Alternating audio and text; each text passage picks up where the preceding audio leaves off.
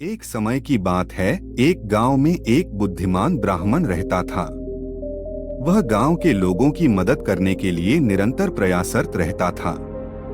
उसके ज्ञान और उसकी नेकी की खबर फैल गई थी और लोग उसके पास अपनी समस्याओं का समाधान करवाने आते थे। एक दिन गांव के एक युवक ने ब्राह्मण को गौतम बुद्ध के बारे में पूछा। वह ब्राह्मण ने उसको बताया कि गौतम बुद्ध एक महान गुरु थे, जिन्होंने संसार के दुखों का समाधान खोजा और ध्यान और समत्व का मार्ग दिखाया। युवक को यह सुनकर बड़ी रुचि हुई। उसने ब्राह्मण से कहा, क्या आप मुझे गौतम बुद्ध के आशीर्वाद की कोई कहानी सुना सकते हैं? ब्राह्मण ने हंसते हुए कहा, बिल्कुल, जरूर सुनाऊंगा। और उन्होंने युवक को गौतम बुद्ध की एक अद्भुत कहानी सुनाई।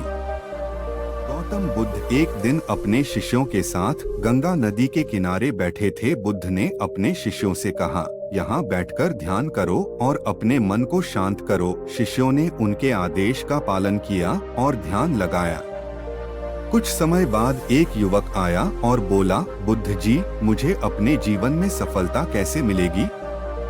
बुद्ध ने उसको ध्यान लगाने के लिए कहा, जब तुम अपने मन को शांत करते हो तो सभी उत्तर तुम्हें मिल जाएंगे। युवक ने ध्यान किया और फिर बुद्ध के पास आकर कहा, बुद्ध जी, अब मुझे समझ आ गया है कि सफलता उस समय मिलती है जब हम अपने मन को शांत करते हैं। बुद्ध ने मुस्कुराते हुए कहा, हाँ, यह सच है। सफलता का राज तो यही है कि हमें अपने मन की शांति मिले। फिर बुद्ध ने उस युवक को आशीर्वाद दिया और उसने आत्मविश्वास से वापस जाने के लिए उसको शुभकामनाएं दी। उस दिन के बाद उस युवक ने बुद्ध के शिक्षाओं को अपनाया और अपने जीवन को सफल बनाने के लिए कठिन परिश्रम किया।